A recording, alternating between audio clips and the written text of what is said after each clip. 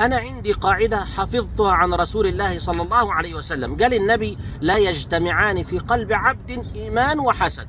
ولذلك احنا مبتلين بإخوة لنا يجلسون في المجالس وبعدين يقول لك: إيه، فلان عنده كم عيل وعنده مش عارف كم بيت وعنده زوجة موظفة وبياخد كم ألف وبيبيع وبيشتري وبروح وبيجي، وبعدين بعد ما يخلصوا كلام يقول لك: يا عم احنا ما بنحسدش. ما بتحسدوش ايه؟ ده انتوا هتجيبوه ارضي. ده النبي صلى الله عليه وسلم لما عمرو بن ربيعه شاف جسده قال: ما رايت كاليوم ولا جسد مخبأه، فانقلب جسد سهل كله برص. النبي قال كلمه صعبه جدا، قال ايه؟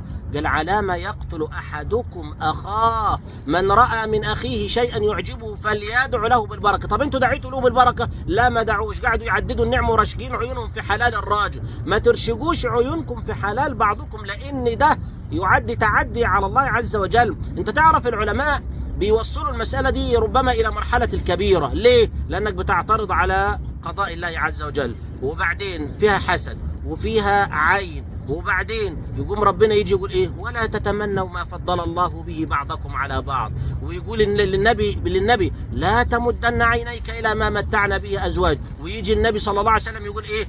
انظروا، حديث في صحيح الإمام مسلم: انظروا إلى من هو أسفل منكم ولا تنظروا إلى من هو فوقكم فإنه أجدر ألا تزدروا نعمة الله عليكم. يا أخي ربنا عطاه رزق، أنت ما أنتش عارف همومه اللي بيعاني منها. ده شوف ملك الملوك إذا وهب لا تسألن عن السبب، الله يعطي من يشاء، فقف على حد الأدب. هو ربنا أعطاه ورزقه، أنت اشغل نفسك بهمك